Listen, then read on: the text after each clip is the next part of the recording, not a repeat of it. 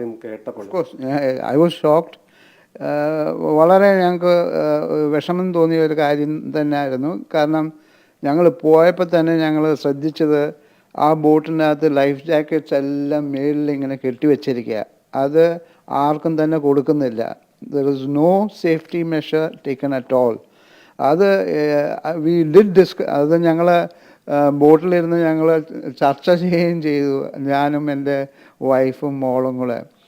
ഇതില്ലാതെ സേഫ്റ്റി ഉണ്ടോ എന്നുള്ളത്. പിന്നെ ഞങ്ങൾ തിരിച്ചു വന്നിട്ട് അതിനെ പറ്റിയിട്ട് ഇത് ചെയ്യാമെന്ന് ഒരു കംപ്ലയിൻറ്റ് രജിസ്റ്റർ ചെയ്യാമെന്ന് വിചാരിച്ചതാണ്. നമ്മളത് അതിൻ്റെ ചിത്രങ്ങൾ അവിടേക്ക് നൽകിയിരുന്നു. ആ ജാക്കറ്റുകൾ ഉപയോഗിക്കാതെ മുകളിൽ തന്നെ വെച്ചിരിക്കുന്നത് അതിൽ പൊടിയുമായിരുന്നു അല്ലേ?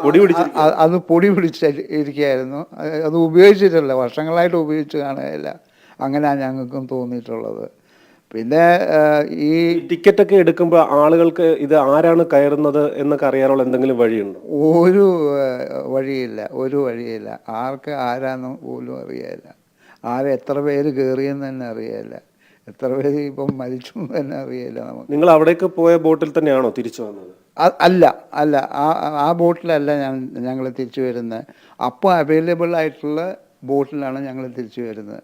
ആ സമയത്ത് വേറെ ബോട്ട്സാണ് വരുന്നത്. ആ ബോട്ട്സിൽ വരുന്നതോറും ആൾക്കാർ റിട്ടേൺ വരുന്നതോറും അവർ ഈ ബോട്ടിനകത്ത് കയറ്റുക, തിരിച്ച്.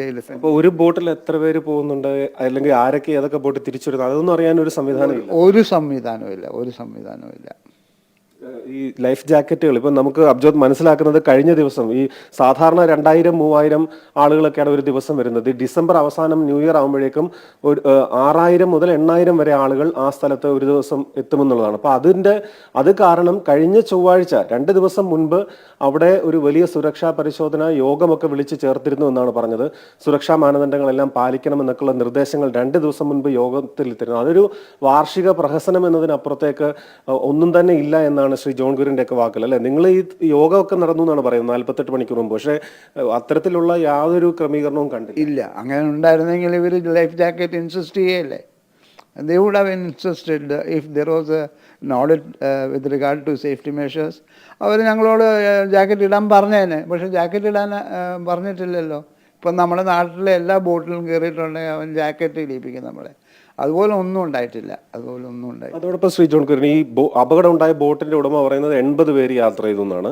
പക്ഷേ ഇതിനോടകം തന്നെ ഏതാണ്ട് 120 പേരുടെ പരിക്കേറ്റ് മരണവുമായി നമ്മൾ നോക്കുകയാണെങ്കിൽ മുന്നിൽ കണക്കുണ്ട്. അപ്പൊ ഇത് എത്ര പേരൊക്കെ ഉണ്ടായിരുന്നു ഈ ബോട്ടുകളിലൊക്കെ? എന്താണ് തോന്നിയത് അവിടെ? അത് ഞാൻ കുറച്ച് ഓവർ ക്രൗഡഡ് ആയിട്ട് തന്നെയാണ് തോന്നിയിട്ടുള്ളത്. ബോട്ട്സിൽ കൂടുതൽ ആൾക്കാരെ കയറ്റുന്നുണ്ടായിരുന്നു. ഇതെല്ലാവർക്കും കാശല്ലേ, കിട്ടുമ്പം വാങ്ങിച്ചോളുക. അത് തന്നെ. ഇത് more the number the more the money അല്ലേ? പരമാവധി പണം ഉണ്ടാക്കുക എന്നുള്ളതാണ്. അതോടൊപ്പം തന്നെ ഒരു കാര്യം കൂടി ശ്രീ ജോൺ കുര്യൻ, ഈ നിങ്ങൾ പോകുന്ന വഴിക്ക് നേവിയുടെയൊക്കെ സ്പീഡ് ബോട്ട്സ്, അതോടൊപ്പം മറ്റ് സ്പീഡ് ബോട്ട്സ് കണ്ടായിരുന്നു. വാർഷിപ്സും അപ്പുറത്ത് കിടപ്പുണ്ടായിരുന്നു. പിന്നെ പോകുന്ന വഴിക്ക് ഷിപ്സ് വരുന്നുണ്ട്, അവിടുന്ന് ഓപ്പോസിറ്റ് ഡയറക്ഷനിൽ നിന്ന് ഷിപ്സും വരുന്നുണ്ട്. അതൊക്കെ ഞങ്ങൾ കണ്ടായിരുന്നു. പക്ഷേ ഈ ബോട്ട് കണ്ടോയെന്ന് എനിക്ക് സംശയമാണ്. വഴിയിൽ കാണണം, അത്രയും ശ്രദ്ധിച്ചില്ല. ഇത് അങ്ങോട്ടും ഇങ്ങോട്ടും ഒത്തിരി ബോട്ട്സ് പോകുന്ന കാരണം we never really put in this thing. We were just wanting to get back to Elephant Gate, India Gate, Gateway of India, and get back home. അതായിരുന്നു ഞങ്ങളെ.